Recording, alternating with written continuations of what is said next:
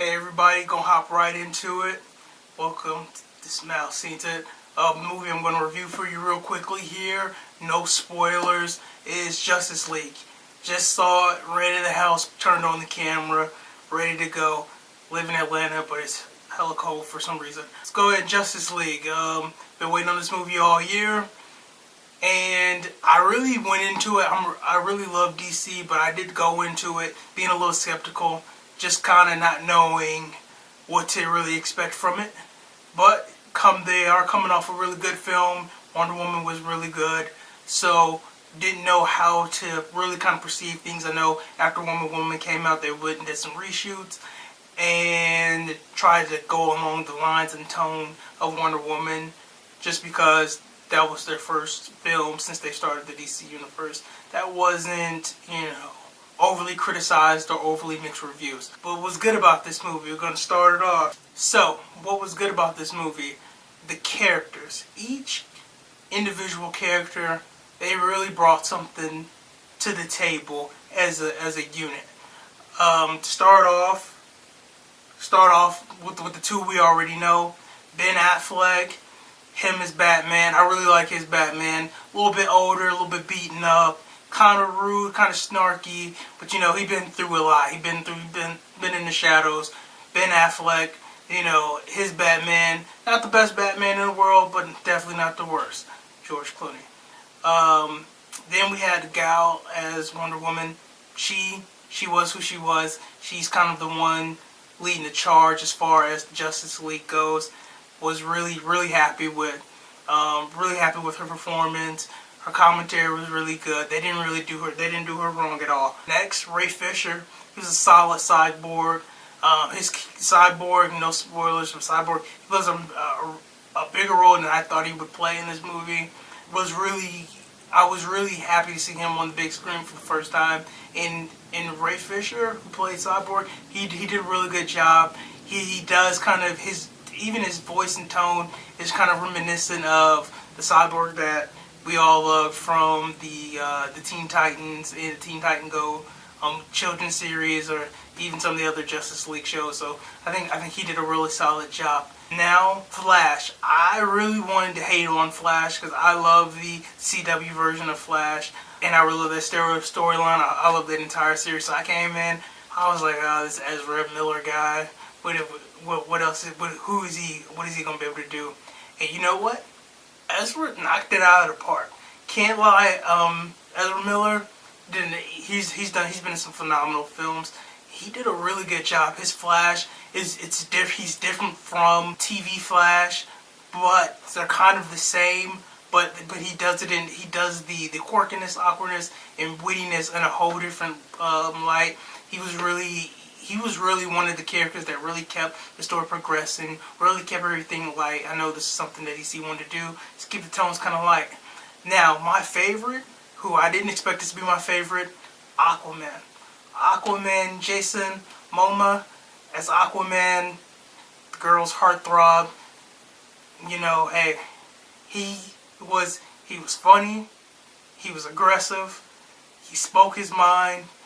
He just really, him and the Flash were probably, didn't really expect a lot of them. They both really brought it, and especially Aquaman. Aquaman, he ended up being my favorite hero out of everybody that came in. I can't speak any highly of it. If he gets his own movie, which I think he is, he made me want to say, hey, when the Aquaman movie comes out, I definitely want to go see it.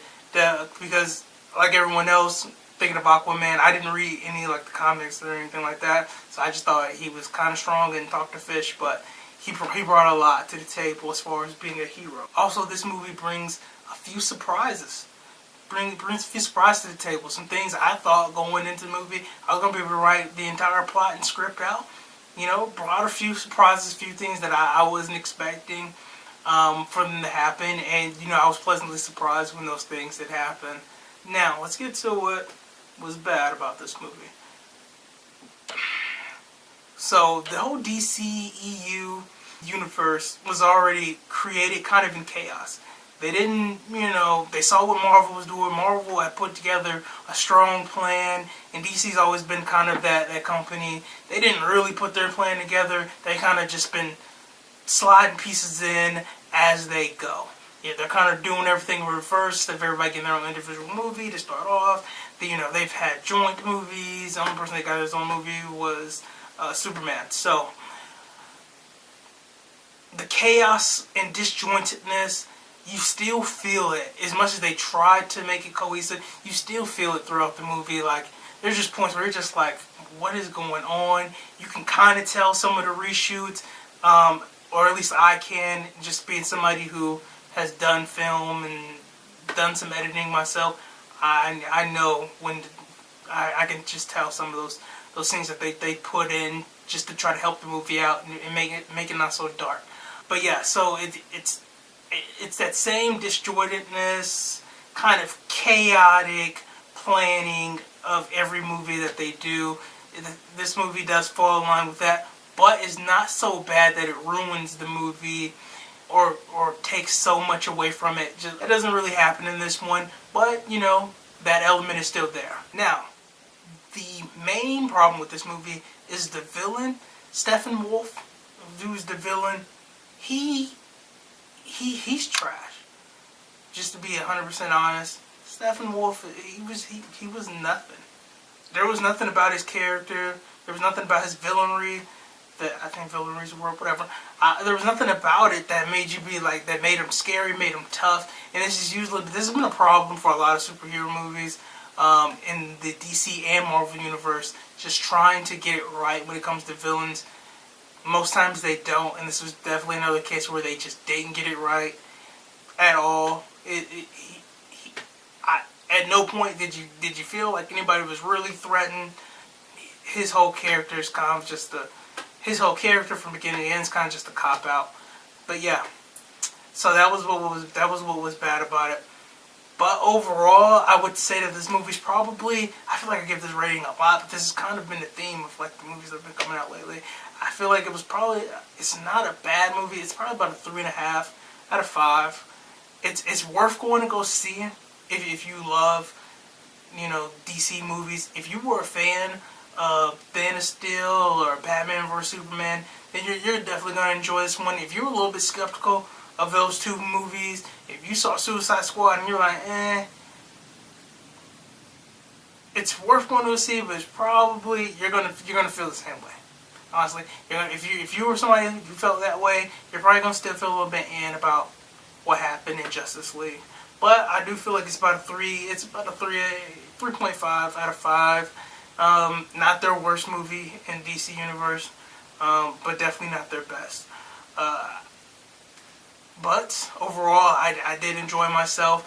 There are two post-credit scenes. Stay for both of them. They set up what's going to happen next. Well, one of them sets up what's going to happen next. The other one's just kind of for nostalgia, happy purposes. That made everyone smile. So definitely stay after Justice League. Overall, it's worth going to the movies to go see, but it wasn't the greatest movie ever.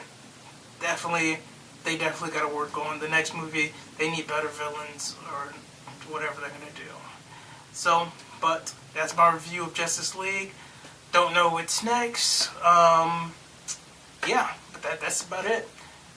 Until next time, guys. Out.